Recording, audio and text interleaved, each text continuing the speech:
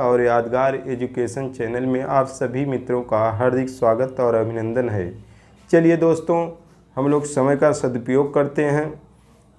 दोस्तों ध्यान से आप लोग देखिएगा और बहुत नियम से और टेट वालों के लिए भी बहुत कारगर होगी।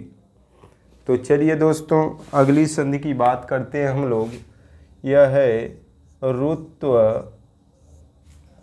संधि। यह विसर्ग संधि का एक पार्ट है, ऋत्व संधि।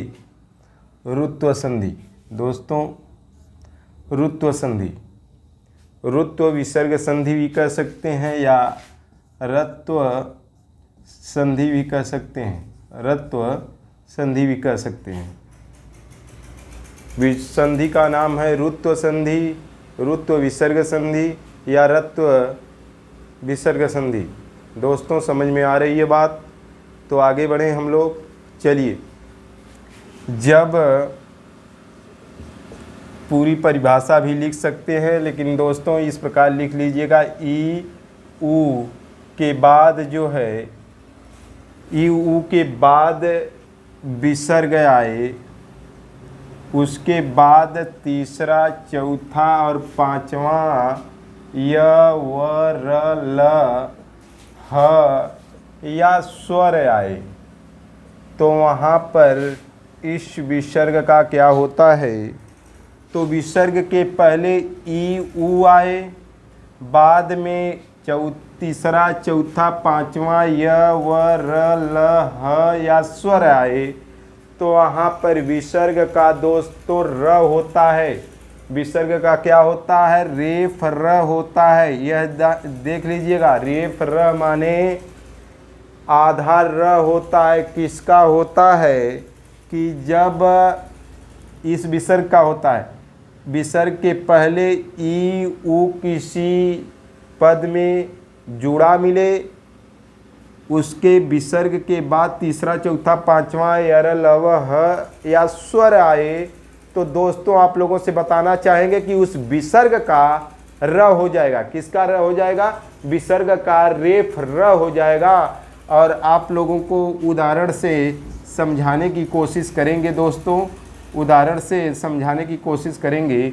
उदाहरण, तो दोस्तों उदाहरण से देख लेते हैं। नंबर 1, नीह धन जल। अब दोस्तों नीह धन जल, पहले तो इसको समझ लेते हैं। यह विसर्ग आ गया, विसर्ग आ गया। विसर्ग के पहले न में यह छोटी ई है, यहाँ पर दिखाई दे रही है। चलिए ठीक है।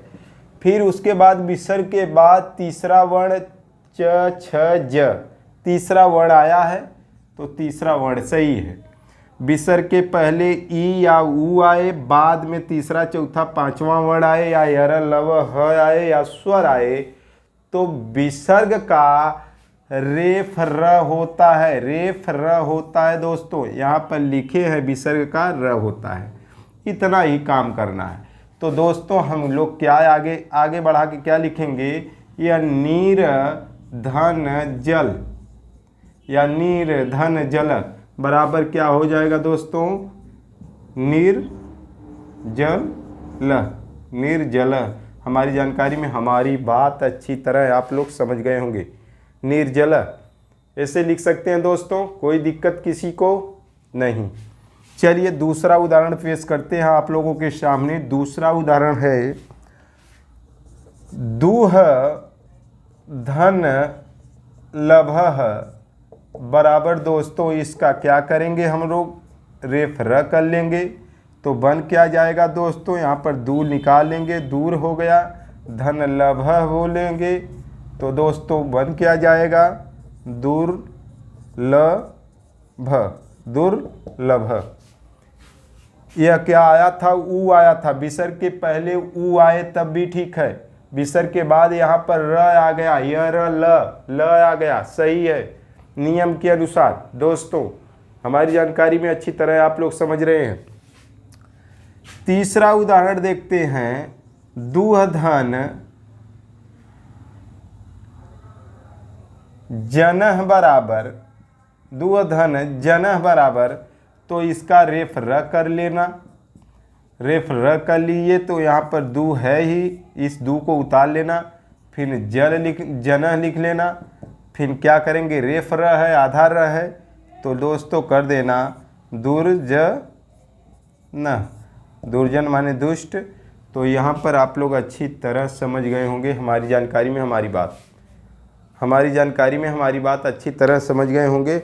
अगर इतने से आप लोगों को संतोष नहीं होता है इतने ही उदाहरण से, तो चलिए हम और उदाहरण आप लोगों के सामने तेजी के साथ उदाहरण ही पेश करेंगे। चलिए दोस्तों उदाहरण देखिए।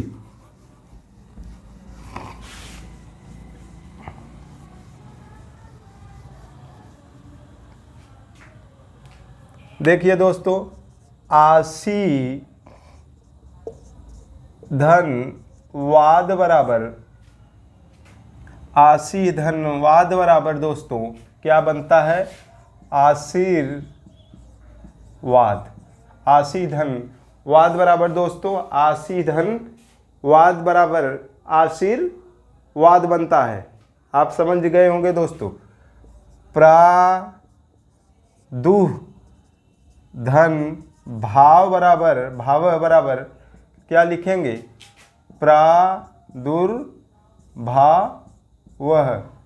आप समझ रहे हैं दोस्तों, यह रेफ र है, विसर्ग का रेफ र करना है, इतना दिमाग में रहे दोस्तों। दूसरा दूधन बलह बराबर दोस्तों, दूधन बलह बराबर दुर्बलः। और एक दो उदाहरण देख ले रहे हैं। आविधन भूत बराबर, भूत माने प्राणी होता है, तो लिखेंगे आविर्भूत।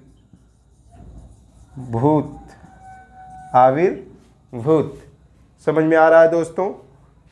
और अब बोला कि ऐसा भी बोला है कि दोस्तों कि स्वर आ जाए, तो क्या करेंगे, स्वर आ जाए तो यहाँ पे एक उदाहरण और देख लेते हैं।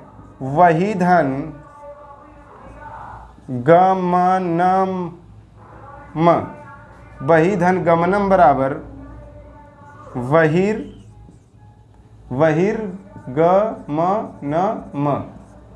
गमनम।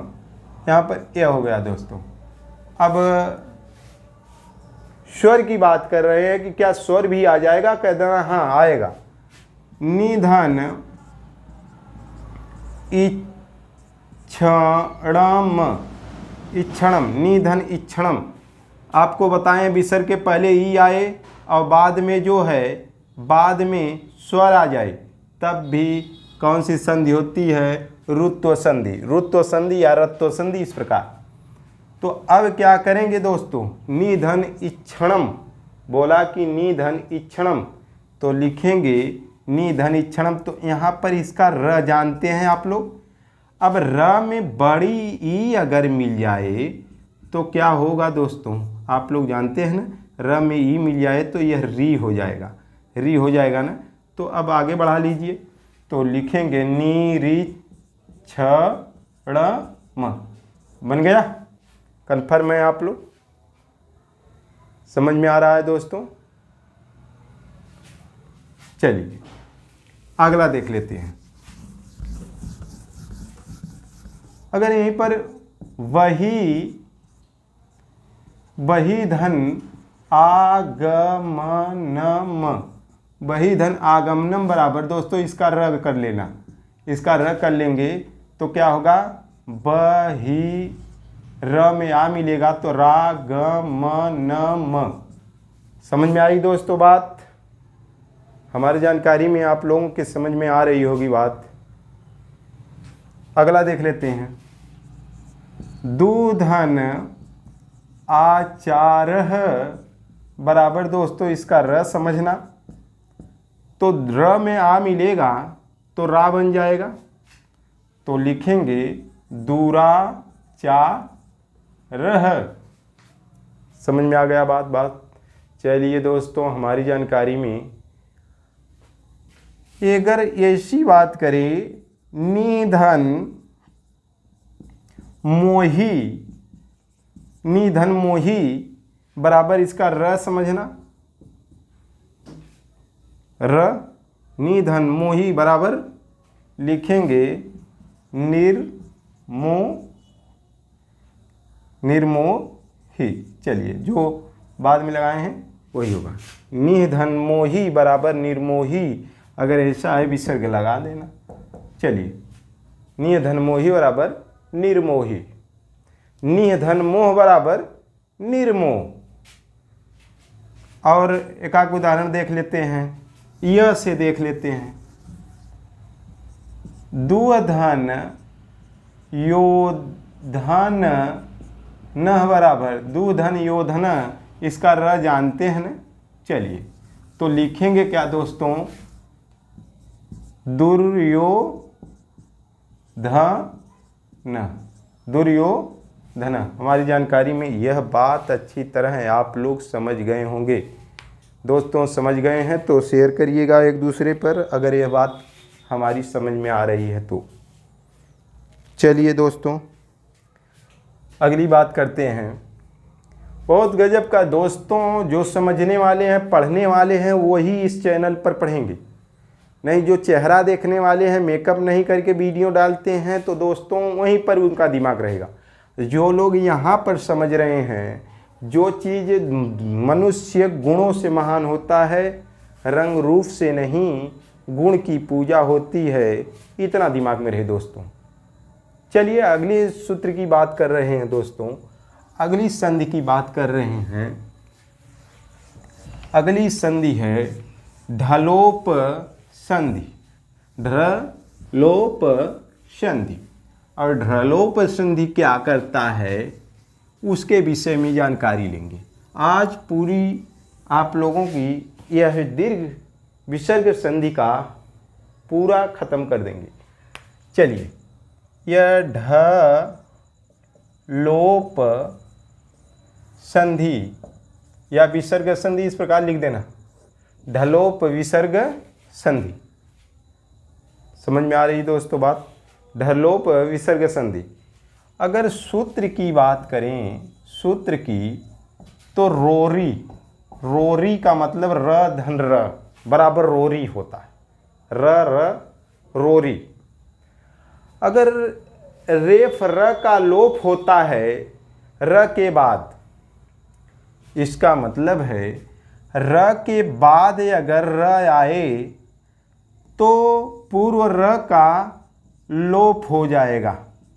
इस सूत्र में रोरी में र के बाद र आए तो पूर्व र का लोप हो जाएगा, लेकिन एक कंडीशन है, पर रहने पर पूर्व का लोप, र का लोप हो जाता है। ढुलोपे पूर्वस्य दीर्घो अण, सूत्र एक और लगेगा, सूत्र लिख लेना, सूत्र ढलोपे पूर्वस्य दीर्घो अण, ढलोपे पूर्वस्य दीर्घो अण, ढ या र पूर्वस्य दीर्घो अण कह रहे हैं भैया। इसमें सीधा समझिए, जहाँ ढ और र का लोप हुआ हो, जहाँ यह लिख दे रहे हैं, जहाँ ढ और र का लोप हुआ हो, जहाँ ढ और र का लोप हुआ हो, उससे पहले वाले, उससे पहले वाले अ ई उ, अ ई उ। दोस्तों यह तीन वर्ण देख लेना, यह क्या है, ह्रस्व है, को दीर्घ हो जाता है, को दीर्घ हो जाता है। अब कोई कहे कि समझ में नहीं आई हमारे बात, कोई अगर कह दे इसमें से कि समझ में नहीं आई सर, ऊपर ऊपर जा रही है बात आपकी, तो बता दे रहे हैं। देखिए अ ई उ के बाद अगर यह ढ आ जाए या र आ जाए, ढ आ जाए या र आ जाए, तो ये इन लोगों का इनका इनका इनका तो दीर्घ हो जाएगा, दीर्घ हो जाएगा। और इनका क्या हाल होगा, इन दोनों का लोप हो जाएगा, लोप। इतना दिमाग में रहे, इनका लोप हो जाएगा। यही है, इसमें यही बात लिखी हुई है। उदाहरण है, उदाहरण भाई प्रतियोगी परीक्षाएं थी, अधिक हो रहे हैं इस समय, और चैप्टर कहीं से भी आप लोगों को कहीं से भी प्रश्न पूछ सकता है, यह इम्पोर्टेंट है। इतना दिमाग में रहे कि ये फालतू समझ कर जो है छोड़ना मत। जैसे उदाहरण में पुनर्धन रमते, यहाँ पर देख लीजिए पुनर्धन रमते बराबर क्या होगा वो उसको देखते हैं। पहले तो इधर देख लीजिए आप लोग, ढलोपे पूर्व से दीर्घोण यह सूत्र है, जहाँ ढ और र का लोप हुआ हो उससे पहले वाले अ ई उ को दीर्घ हो जाता है, यह भी लिखे हैं। और पूर्व र का लोप होता है, तो पूर्व र कहाँ पर है, यहाँ पर है। किस संधि, किस सूत्र से आप लोग यहाँ पर रोरी सूत्र लगाएंगे। कौन सा सूत्र, रोरी सूत्र लगाएंगे। र के बाद र आया है, र यहाँ भी है यहाँ पर भी है, र के बाद र आया है, यह रोरी सूत्र से। चलिए दोस्तों, अगर कोई कहे कि अब क्या करें, तो ढलोपे पूर्वस्य दीर्घोण, ढलोपे ढ और र के पहले रहने पर, पूर्व में रहने पर उसका लोप हो जाएगा और उसके पहले वाला दीर्घ हो जाएगा। अब देखिए दोस्तों, पुनः इसका लोप हो जाएगा, पुनर्धन रमते, पुनर्धन रमते। यहाँ पर अ है कि नहीं दोस्तों, यहाँ पर क्या बोला है, यहाँ पर देखिए दोस्तों, अ आ जाए, ई आ जाए, ऊ आ जाए, तो इसी का दीर्घ कर देना। दीर्घ करेंगे, अ का दीर्घ करेंगे तो आ होता है, आ होता है ना, हाँ होता है। तो अ में जो है आ मिलेगा, यानी न में अ है, तो इसका आ हो जाएगा। तो दोस्तों लिखेंगे पुनर्रमते। हमारी जानकारी में यहाँ तक आप लोग अच्छी तरह समझ गए होंगे। चलिए दोस्तों आगे बढ़ते हैं, आगे बढ़ते हैं और उदाहरण आप लोगों के सामने पेश करते हैं। आप लोग बहुत आराम से समझिएगा यह, क्योंकि थोड़ा से अगर समझ में न आया तो ऊपर ऊपर गुजरेगी। अगर जिसके समझ में ना आए, कम से कम 2-3 बार वीडियो देखिएगा और आप अच्छे से समझ लेंगे। पहला सूत्र जो था रोरी, र के बाद र आएगा, दिखाई देगा। फिर दूसरा सूत्र है ढलोपे पूर्वस्य दीर्घोण, अगर ढ और र पूर्व में दिखाई दे तो उसका तो लोप हो जाएगा और उसके पहले वाले वर्ण का दीर्घ हो जाएगा। जैसे अ ई उ का दीर्घ हो जाएगा, तीनों वर्ण का, यह तो ह्रस्व है तो दीर्घ हो जाएगा। बस इतना ही करना है। हरि धन रम्य। अब सोचिए दोस्तों, यह रोरी सूत्र में आप लोग देखे हैं, रोरी सूत्र, र के बाद र मिला कि नहीं, र है ना दोस्तों, र है, र के बाद र आया है। अब इसको क्या करेंगे हम लोग, इस र का जो है हरि धन रम्य लिखा है, यहाँ पर हम लोग लिखना क्या चाहिए था, हरि र धन रम्य बराबर। अब इसका लोप कर देंगे, लोप कर देंगे किससे, रोरी में आप लोग देखें हैं ढलोपे पूर्वस्य दीर्घो अण में र का एक र का लोप हो जाता है, तो बचा क्या, हरि धन रम्य। अब यहाँ पर देखिए दोस्तों, इसका क्या होगा, यह सूत्र लगेगा ढलोपे पूर्वस्य दीर्घो अण, दीर्घ हो जाएगा किसका, अगर यह छोटी ई है तो दीर्घ हो जाएगा। अब छोटी ई है तो बड़ी ई कर लेना, बस इतना ही करना है। तो यहाँ पर हरि और इसको जोड़ देना रम्य है, तो हरि रम्य है, यही है उत्तर आप लोगों का, यही संधि है, हरि रम्य है। समझ में आ रही दोस्तों बात। हमारी समझ में बात आ रही है। चलिए और 2 सूत्र दे रहे हैं, 2 उदाहरण। शिशु र धन, शिशुर धन दोस्तों रोदती, रोदती, र के बाद र आया, र के बाद र आया रोरी सूत्र के द्वारा, और पूर्व में है तो इसका ही लोप होगा। आप लोग अच्छी तरह जानते हैं रेफ र का लोप होता है। यहाँ पर क्या बचा दोस्तों, शिशु धन रोदती, शिशुधन रोदती। क्या हुआ दोस्तों, यहाँ पर थोड़ा से देख लीजिएगा दोस्तों, यहाँ पर छोटा ऊ रहेगा, शिशु धन रोदती। चलिए तो यहाँ पर दोस्तों इसका बड़ा कर लेना, कुछ करना नहीं है। शिशु रोदती, यह इम्पॉर्टेंट है, वेरी वेरी मोस्ट इम्पॉर्टेंट। शिशु रोदती, शिशुर धन रोदती बराबर शिशु रोदती, इसका दीर्घ हो गया। सबसे बड़ा उदाहरण है इस पूरे संधि में, कौन संधि का उदाहरण, इस संधि में कौन सा उदाहरण सबसे अधिक पूछता है उसके बारे में देख लेते हैं हम लोग। सबसे अधिक पूछा है अंतर्धन राष्ट्रीय,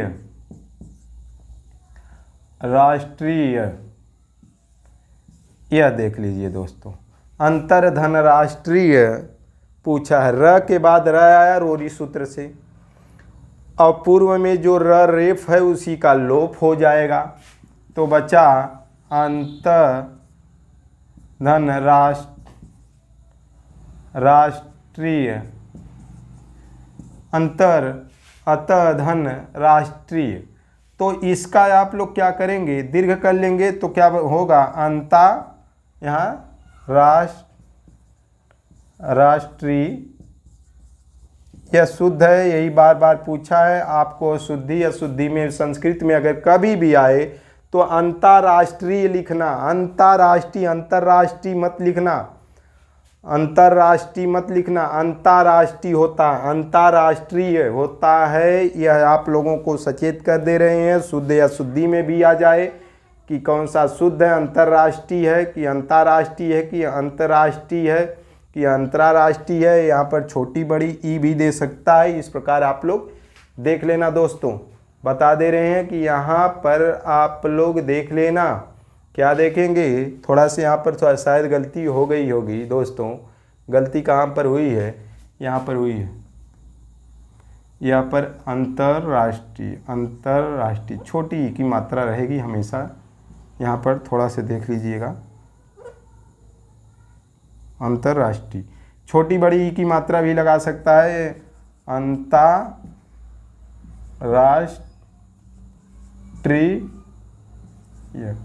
यही शुद्ध है, यही शुद्ध है दोस्तों, यही शुद्ध है। यह शब्द आ चुका है, टेट में भी आया है, टीजीटी में भी आया है, तो इतना दिमाग में रहे।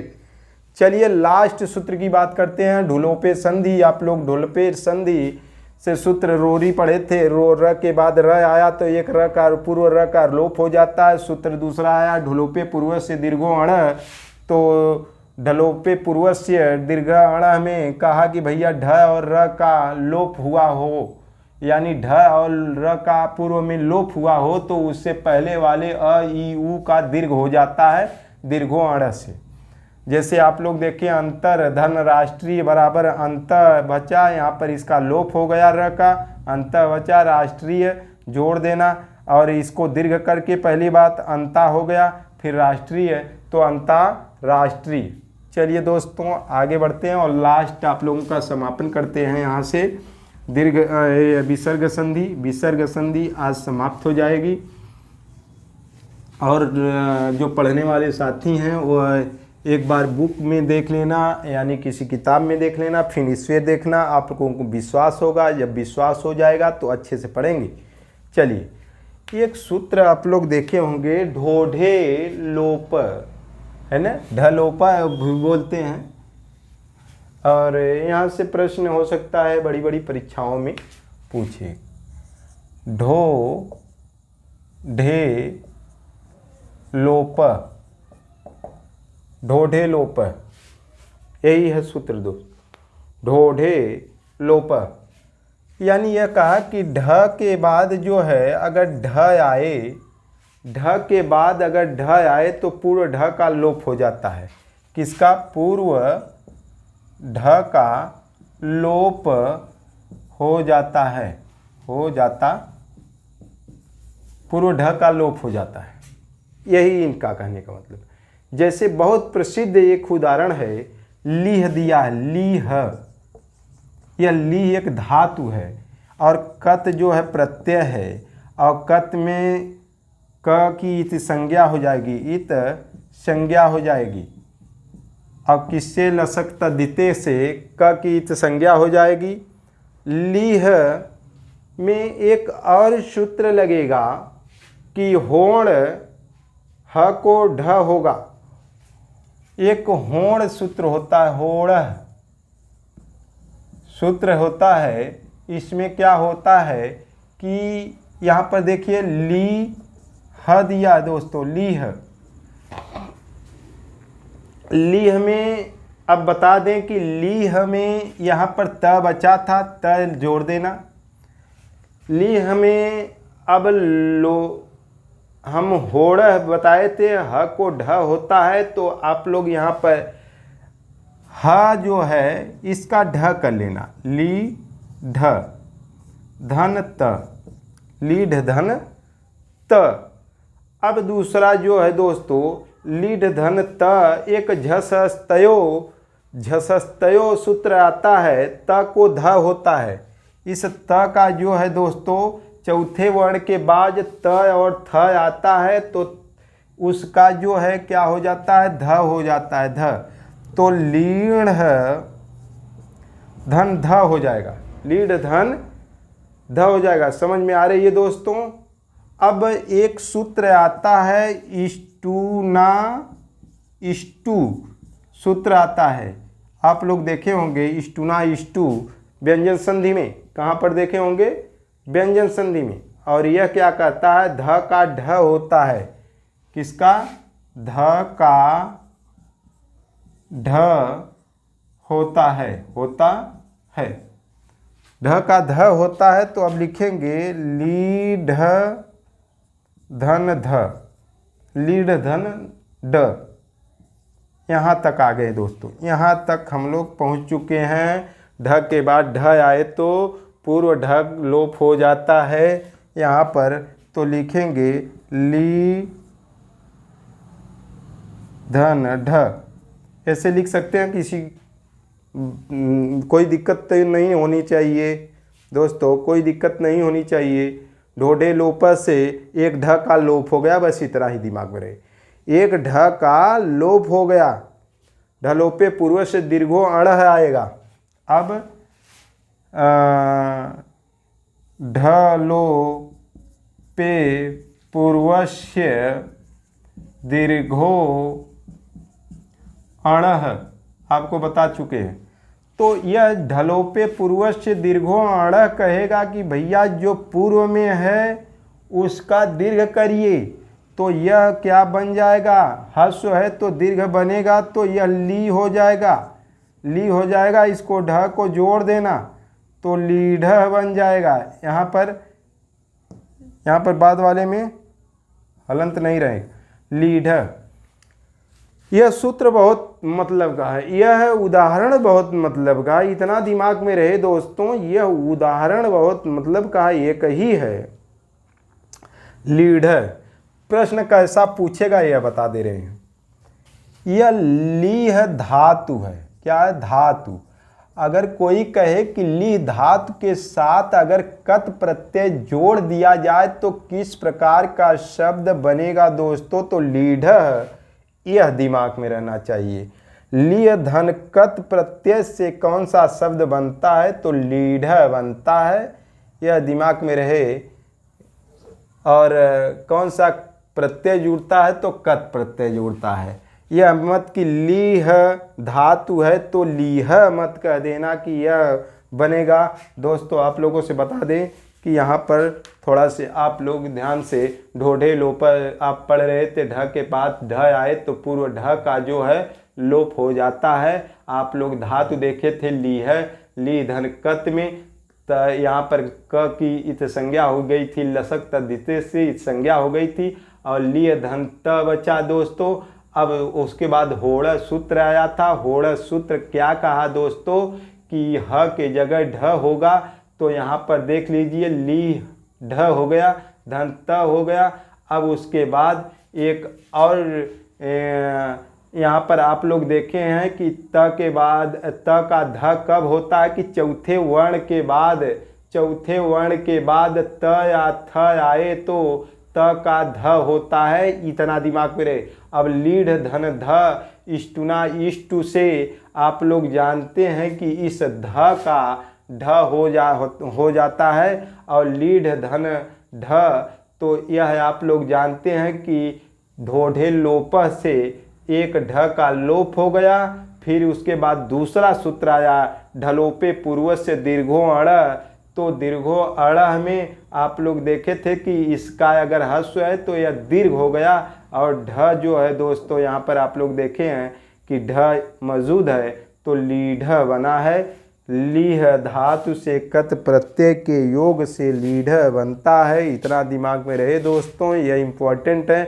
इसी के साथ हम लोगों की यह विसर्ग संधि समाप्त हो चुकी है दोस्तों। अगर यह वीडियो आप लोगों को अच्छी लगे, समझ में आई हो, तो दोस्तों लाइक करिएगा, शेयर करिएगा एक दोस्तों पर, दूसरे दोस्तों पर। तो कम से कम दोस्तों इसको अगर न समझ में आए तो 2 बार आराम से 2 बार 3 बार देख लेना और समझ में आ जाएगा। और न समझ में आए तो अपनी किताब उठाइएगा, उस पर देखिएगा, पढ़िएगा, तब समझ में आ जाएगा, तब समझ में आ जाएगा। चलिए दोस्तों, तो नमस्कार, फिर मुलाकात करते हैं अगली वीडियो लेकर संस्कृत की।